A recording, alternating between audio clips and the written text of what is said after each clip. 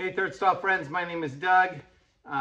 This episode I think is part 9 of the restoration of a 2010 Subaru Forester named Ruby, and we harvested an engine from a 2010 Subaru Forester named Party because we're parting her out.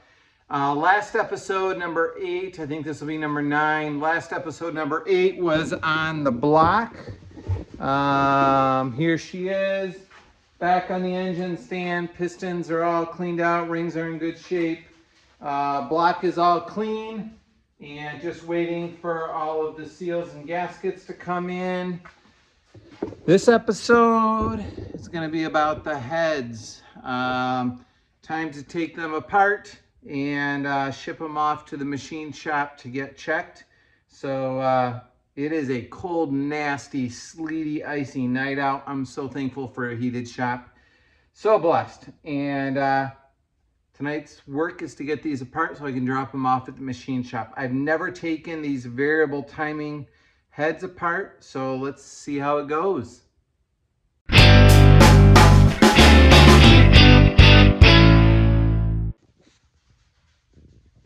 Guys, I wish I had a real small tripod to set this on, but I don't. Right here, there is a small tab. I have a 1/4" drive extension with a 4mm socket on it that will go on the end of there.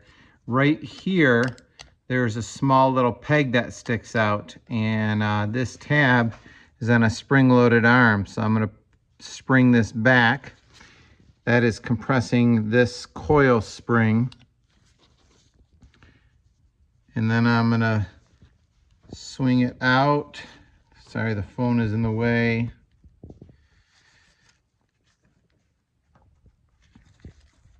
In theory, I'm going to swing it out and around and off that pin.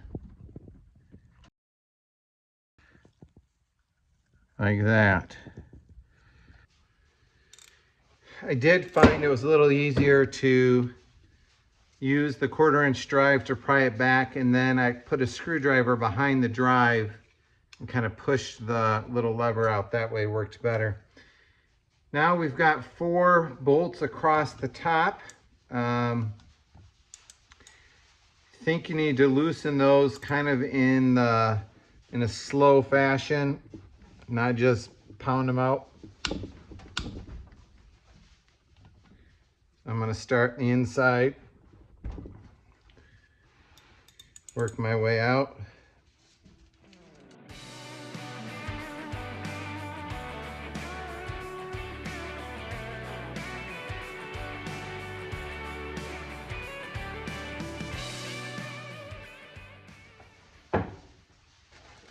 All right, everything off of this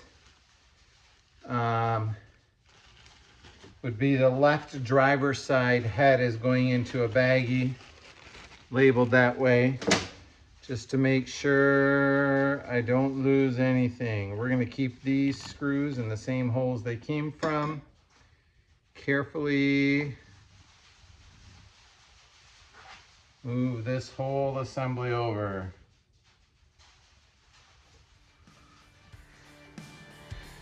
All right, now to remove the other one.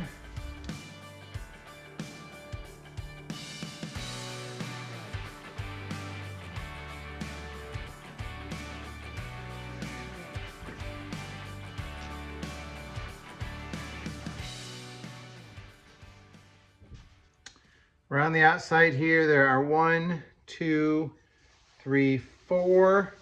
Powering off. Looks like possibly 5, maybe a 6th one underneath there, 7, 8 down here that are 5mm Allen wrenches or hex wrenches. So we'll crack those loose next.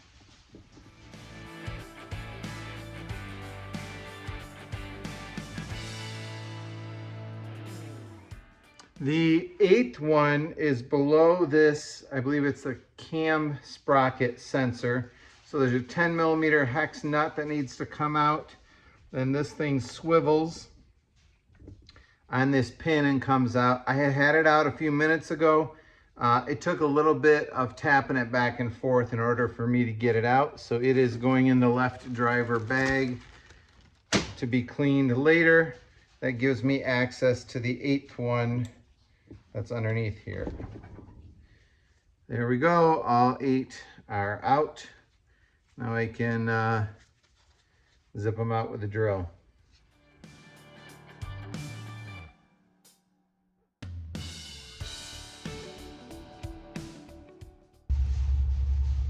We have two 10mm hex head bolts that are on top of where the camshaft comes out. So let's take those guys out.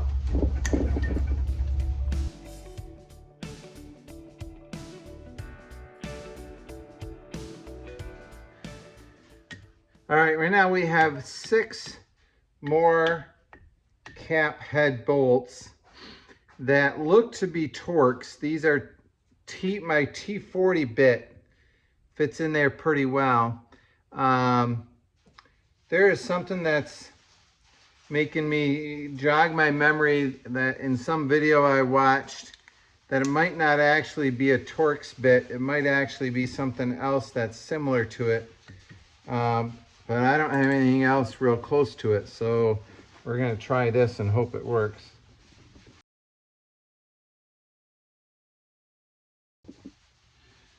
All right, so my T40 bit does seem to be working on these.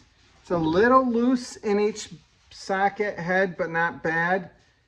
This thing is so oily and slippery, I'm having trouble holding it back. So I have my T40 in my Ingersoll Rand Impact, and I have it set lower, and I'm just tapping them out that way.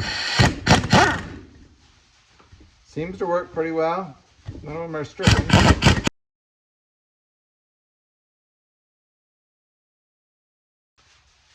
All right, now this cam carrier, I don't know what it's called. This plate over the cam should come out. I don't want to pry on the wrong thing.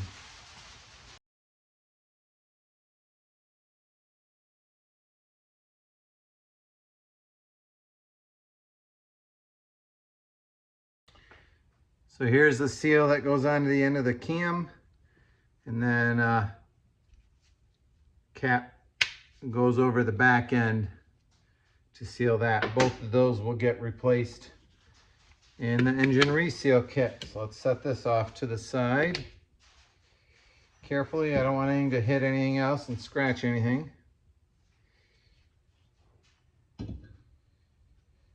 Take a good close look at it, but those cam wear surfaces look pretty good. All right, now the cam should be ready to come out. You can see that I've got a cam lobe there, bearing. Maybe you can't see that, but on the ends here and here, there are 2 cam lobes. All right, I'm going to carefully pull this out. It's a sweet camshaft. Camshafts are cool. I think this cam seal is holding me up. That's pretty hard. I would expect that's supposed to be flexible. This should lift out now. So if you look right here, you see a high cam lobe here that would go to push a valve all the way open. Right next to it here is a lobe that isn't nearly as high. So this, I think, is a fuel saving measure that when the engine's running at lower RPMs, it doesn't lift the valve open all the way, so you don't use as much fuel, effectively cutting down the capacity of the engine to save you miles per gallon. Pretty sweet. All right, I'm going to wrap this camshaft up in a rag to protect it. And then I think this head is ready to go to the machine shop. Have to do one more.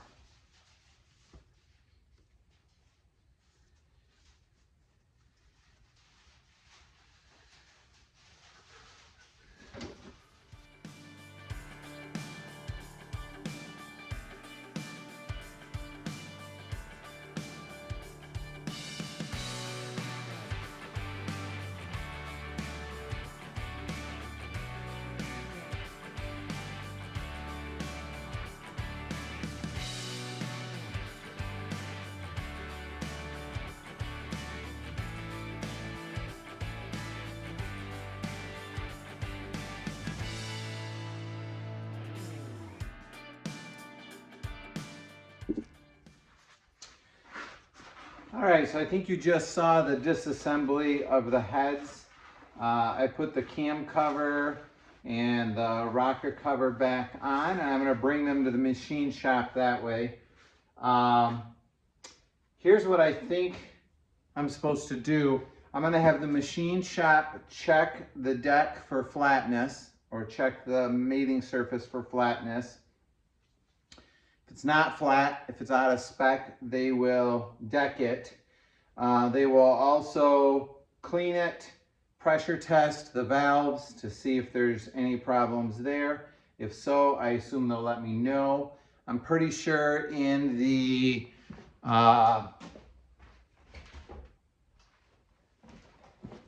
gasket kit that I got from Subaru, there are valve stem seals in there, so I will send those to the machine shop as well to see if they're needed. And then hopefully everything will check out right and they'll come back nice and clean. They will check for flatness, but I'm just going to use my metal straight edge. It's a Mitutoyo. It's not a Start, but it should be pretty good.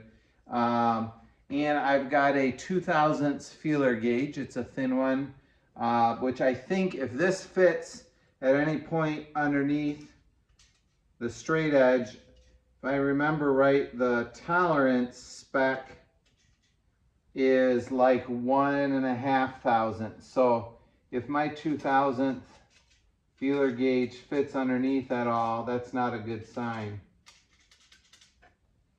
Let me get you closer so you can see what I'm doing. So I'm putting the straight edge down and then just taking the feeler gauge and just tapping it along the edge to make sure that it touches in all the places. So far, this one seems pretty good. You want to check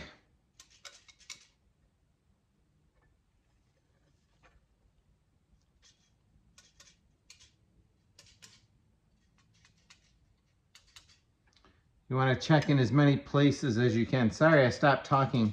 I thought I had a spot where it maybe wasn't flat. So I just checked 4 ways across. Now I'm going to check on a bunch of different diagonals.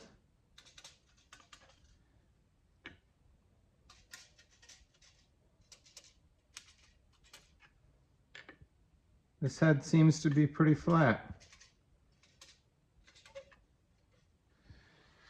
That's a good sign. All right, I'm going to have these dropped off at the machine shop tomorrow, and then you'll see them when they come back, all nice and clean and hopefully in good shape and ready to start reassembling. Hello, it is about a week later, and I am here to sustain your need for instant gratification. Heads are back from the machine shop. They are definitely cleaner. You can see the valve covers are much cleaner. Let's unpack these and see what they look like. I had the heads done at the local Napa machine shop. They it ended up being about $25 more than I anticipated because they said some of the valves leaked, and so the valves needed work. They are nicely wrapped up in a bag, and wow, they look clean. That is so nice not to have to worry about cleaning them. All right, let's open this up.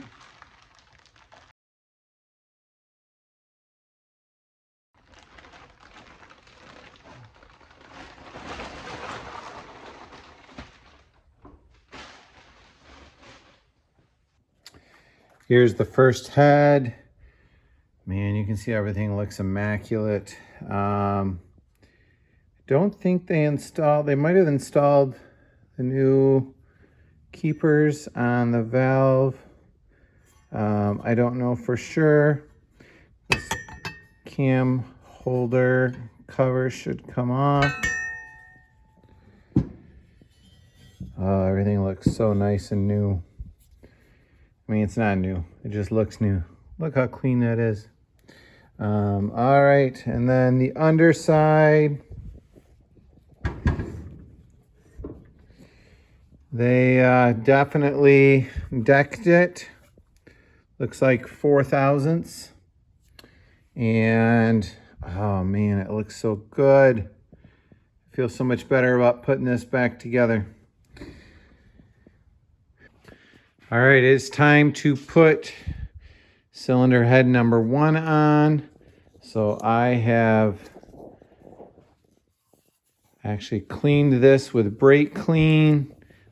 Put your new MLS head gasket on. Make sure it's on the right way.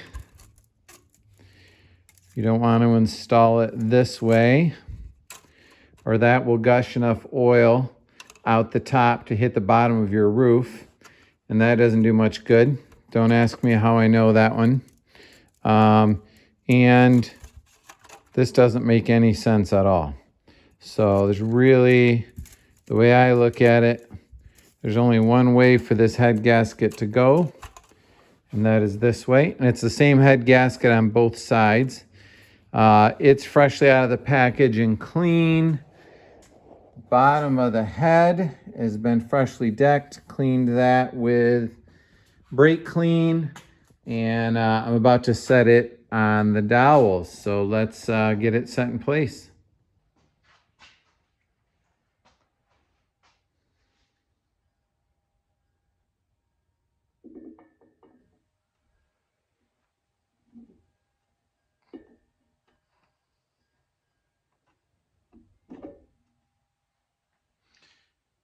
Should slide right on there. Sit down nicely. It looks pretty good. All right, next thing is I have my 6-bolt head bolts. I've cleaned all of them, stuck them in the bench, wire brush to clean all of the threads. Also cleaned the front and back side of the washer. So these are as clean as they can be. They need to be freshly oiled so that your torque reading is as accurate as possible. So before I put them in, I'll freshly oil them. You also need to notice that one of them has a black painted head.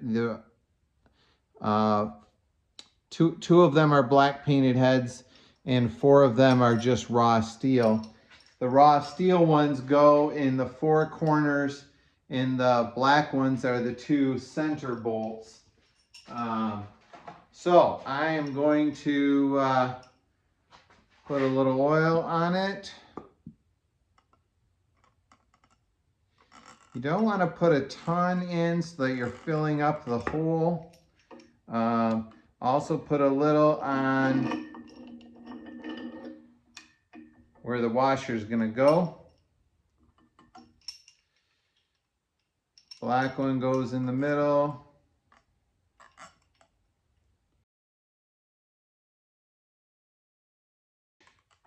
Make sure you oil the top of the head as well. The top of the washer, where the head will rub against the washer. Basically, you want to make sure you eliminate absolutely as much friction as you can so your torque readings are as accurate as possible. All right, time to snug these up. I'm going to do it by hand just to make sure that they feel good the whole way down, that there isn't a piece of grit or something in there that's going to throw off the torque reading.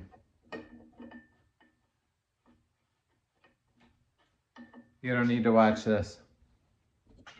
All 6 bolts are snugged up. So the pattern with which you tighten them is very specific. You've got center top is 1, center bottom is 2, upper left is 3, 4 bottom right, 5 bottom left, 6 upper right.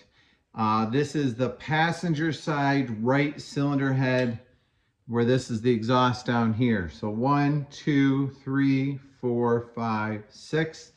All right, first time we tighten them, we're going to 29 Newton meters, which is not very much. It is the bottom of my SK torque wrench. Now, this is on an engine stand on wheels, so I'm not sure how this is going to work. There's 1.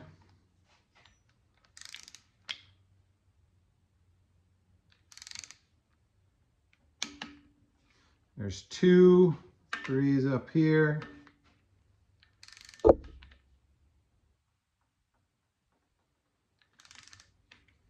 It is best as you approach it just to keep moving slowly until it clicks, as opposed to a little bit, a little bit, a little bit, a little bit.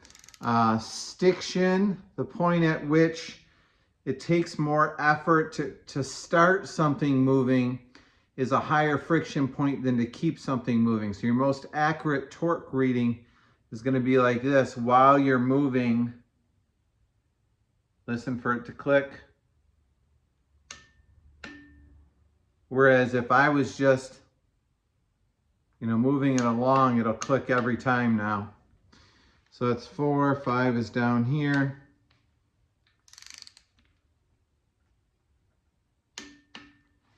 And then 6.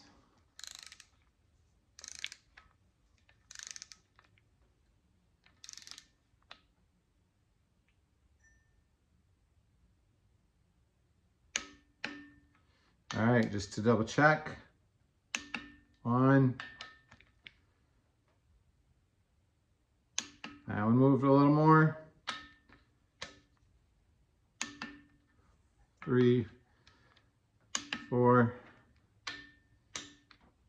5, 6. All right, on to the next step. All right, our next torque is tighten all bolts in the same order to 69 Newton meters. So we're going to start with 1.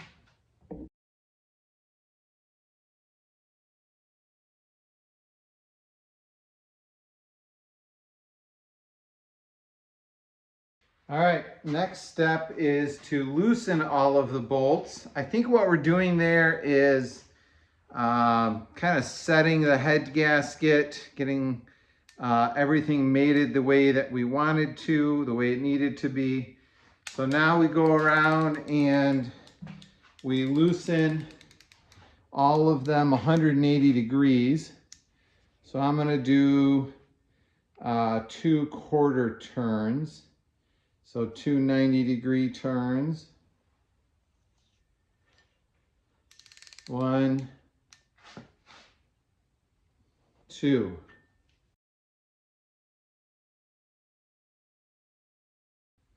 Okay, so that's loose. They're all loosened 180 degrees once. Now we need to do 180 degrees twice. In my experience, that always gets them way past finger loose. So basically, you just need to loosen them up again. So now they are back to a completely relaxed position. And we're on to the next step.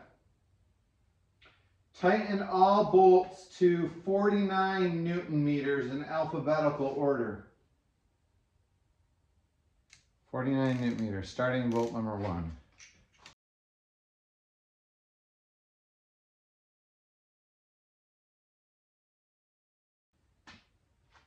All right, all of them are tightened to 49 Newton meters. Now we tighten all bolts by 90 degrees more in alphabetical order. I'm going to try to rotate this engine stand. So instead of turning the heads of the bolts are horizontal, they're going to be more vertical.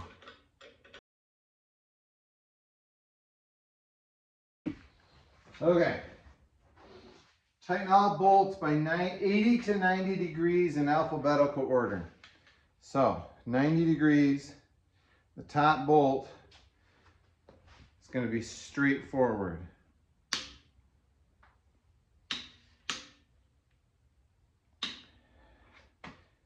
There's one. Here's bolt number 2.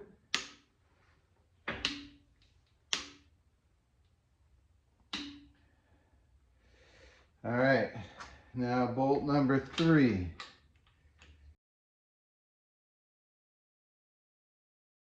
All right, next step is all 6 bolts 45 degrees. So not a quarter turn, but an 1/8 of a turn. About there.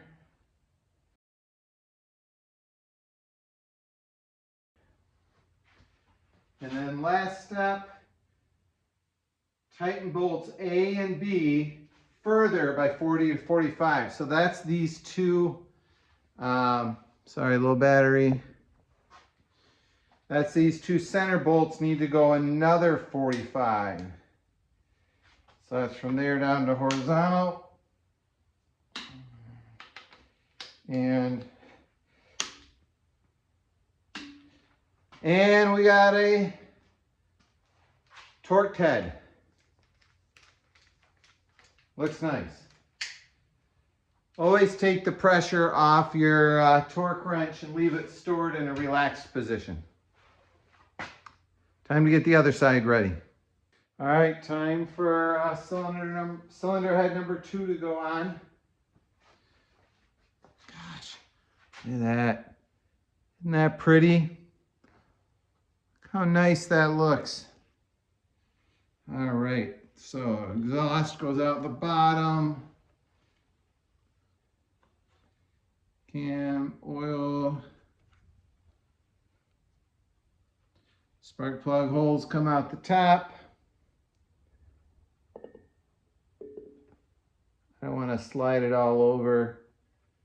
I'm going to get it pretty close to those dowel holes. I'm not doing a great job. There's one.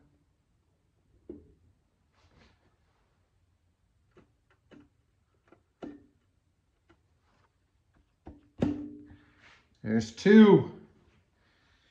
All right, a little duct tape. She'll stay right there. Just kidding. All right, time to oil up the bolts and snug them up, just like we have in the past.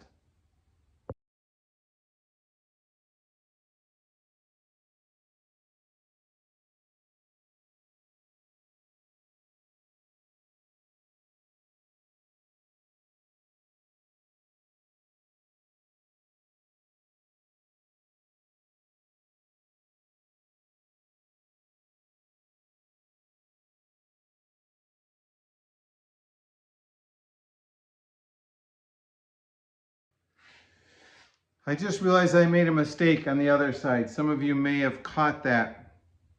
So I tightened them to 29 Newton meters and then 69 Newton meters. You need to back them off 180 degrees. I backed them off in the same order I had been tightening them. You're supposed to back them off in the reverse order. So I'm starting, sorry you're in a spot where you can't see. So I'm starting here on bolt number 6 to do my 180 degree loosening. Instead of going 1, 2, 3, 4, 5, 6, loosening them, I need to go 6, 5, 4,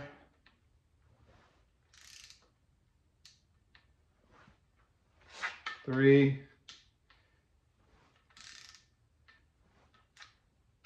2,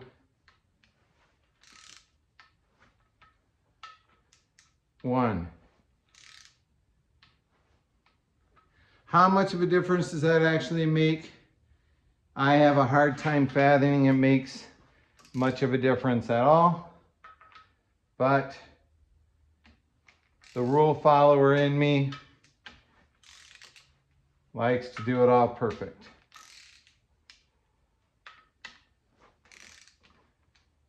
And now they are all loose again. All right, so now back to the second step of the tightening procedure. Hello friends, it's the next night and we are getting time to reassemble the heads. So cleaned everything really well with brake cleaner, put a couple drops of engine assembly lube underneath each of the journals, made sure the camshaft spins nice and freely, and then I also cleaned the cam carrier really well with brake clean, and then also one of these white, I don't know what they're called. These are, from what I understand, these are the only abrasive like disc things that Subaru recommends using on their aluminum engine parts. And then I put a small track of Permatex Ultra Gray all the way around the cam carrier. The last thing I'm going to do is I'm going to install the cam cover and the cam seal on the front while I've got it apart. I've read that that's a little bit easier and it makes a little bit of sense to me. So the cam cover just pops in the back here and sits in there nice and flush, and then the cam cover will go on top of it. For the cam seal, you want to make sure that that housing is nice and clean on the outside of it, but then you also want to take just a little bit of oil or assembly lube and go on the inside surface so that when the cam spins on it, it's never dry and burns up the seal. There should always be just a little bit of oil in there. Put just a little bit on the cam as well. So there's a light layer of oil there. Wipe it on my outfit. And the furnace kicks on. Let me shut it off.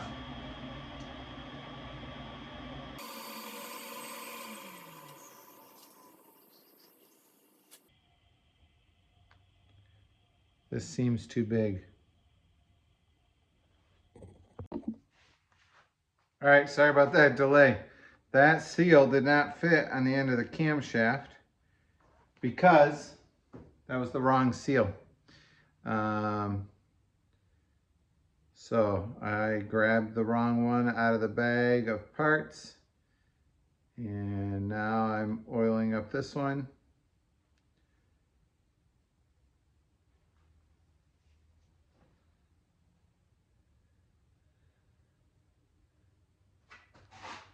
This fits better.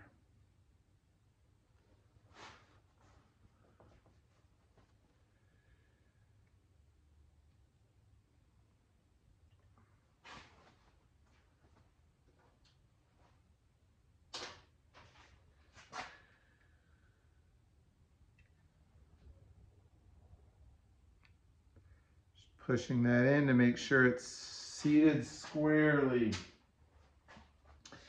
All right, now I'm going to take this time for the cam carrier. Again, I'm going to take the engine assembly lube, put a little dot on all of those spots where the cam will ride. We don't want anything to start up dry. And it should locate right on those dowels.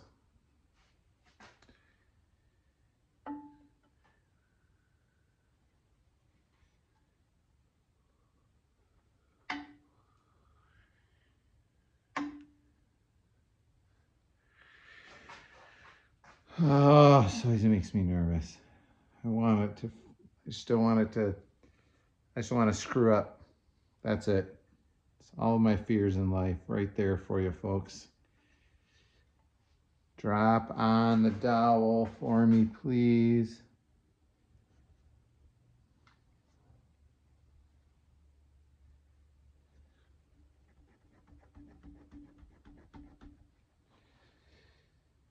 Feels like it's on the front side, but the back side, that dowel doesn't want to sit on there. There we go. A little gentle motivation with the old fist hammer.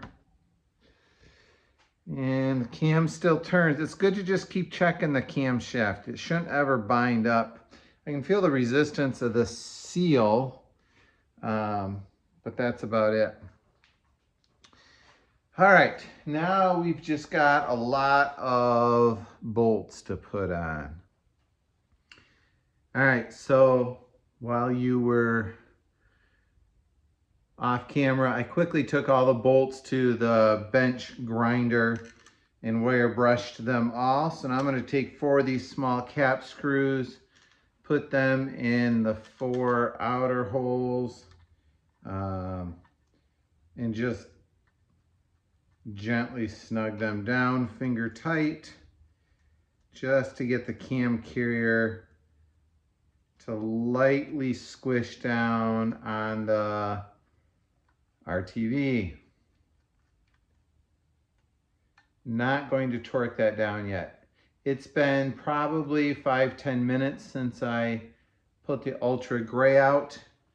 So you don't want to wait too long, but I think it's a little bit good to let it sit for a second.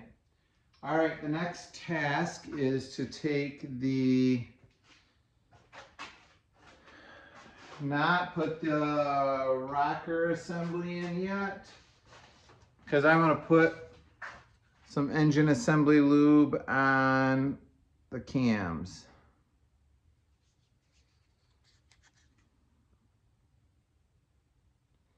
You really can't put too much on here.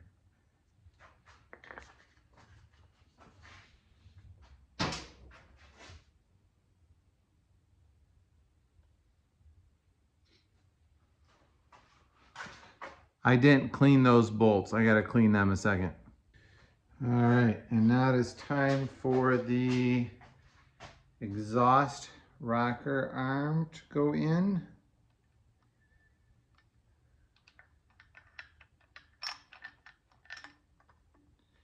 Should sit nice and gentle and easy. It may, depending on where your rocker, depending on where your camshaft is, you may need to wiggle your camshaft to make sure that the cam follower is not riding up on a lobe, which doesn't allow this rocker assembly to sit down. So once you've got it in place, just snug these up by hand, and then we'll go and put the intake rocker assembly in. With the intake, you got to be a little extra careful. Mine has the variable valve system on it, and if you've got that, you probably know that those little oil hydraulically activated pistons are in there, and you don't want those to fall out at all. And probably in your way to see this.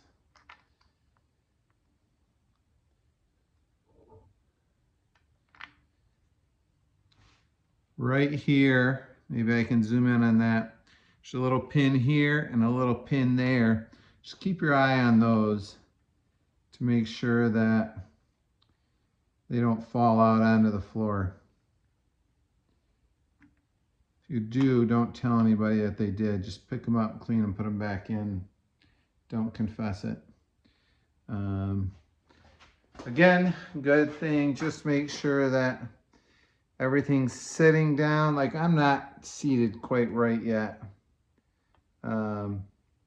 Could be because it's riding. It doesn't feel like it's riding on the cam. Something's not seated yet.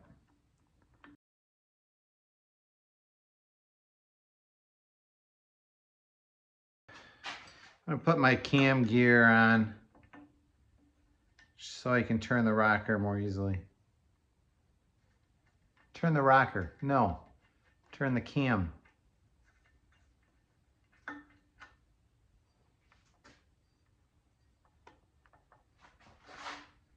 There, that feels better.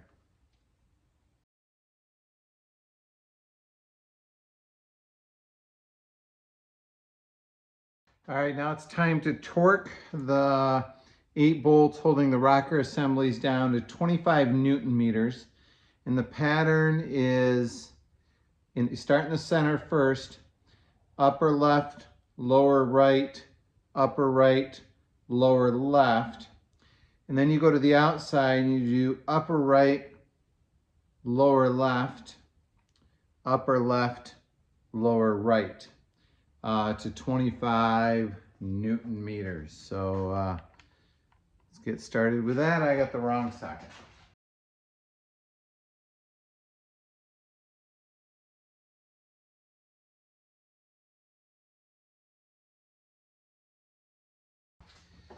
If you have the variable valve system on it and you unhooked these little guys from the spring-loaded cam followers, now is a great time to remember to hook them back up. Now it is time to brake clean. No, sorry. Now it is time for more bolts.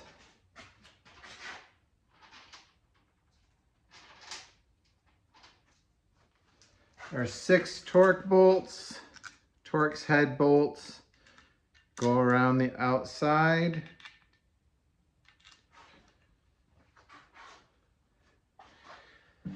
Now I've used a T40 to remove those and put them back in. That has worked well.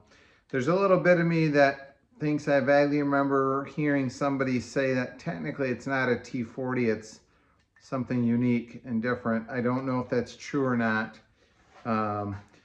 I have to admit the tips of these do look a little, like the teeth in the head bolt look a little rounded or mushed around. I don't know if that's because that happened when I took them out or in some former life or whatnot, but a T40 works, so that's what I'm using. And it's what I've got. Those go to 18 Newton meters as well. And I'm going to do that. You don't need to, but I'm going to do that in 2 stages. So it does top, center. No, I'm off in the wrong. Yeah, top, center, bottom, center, upper left,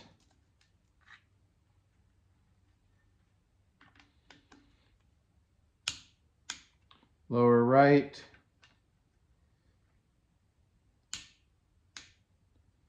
upper right, lower left.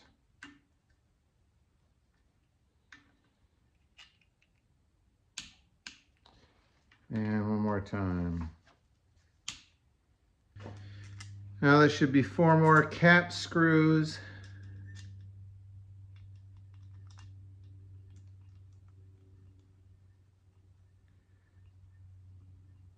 Plus 2 over the cam seal on the end. I need to get tightened down.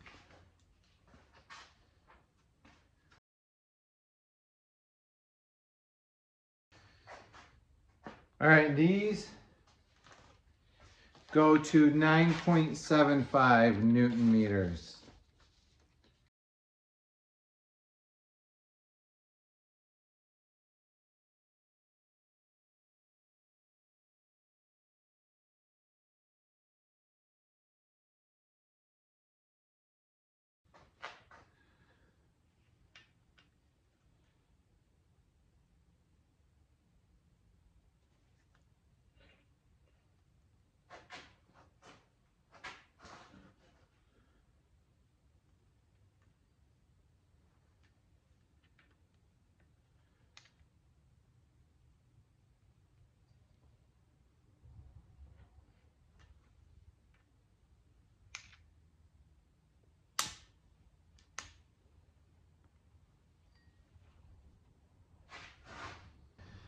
All right, so slight problem. This cap screw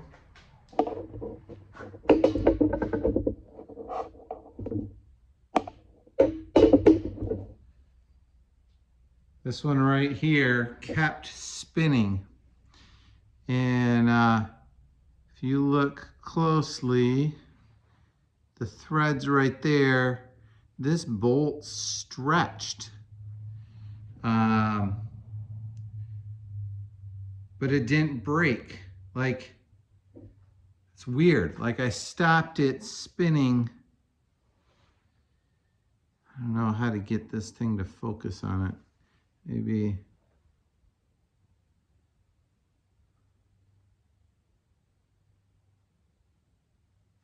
So, I think I have a stripped out hole in the bottom here. I am going to try to re-tap that, and if it doesn't tap well, I've got a longer bolt that is the same thread, and there's room to put a nut on the back. I'll Loctite it and put a nut on.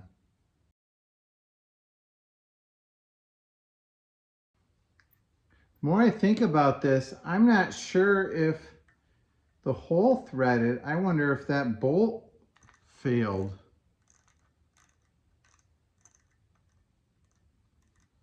Because this hole seems fine.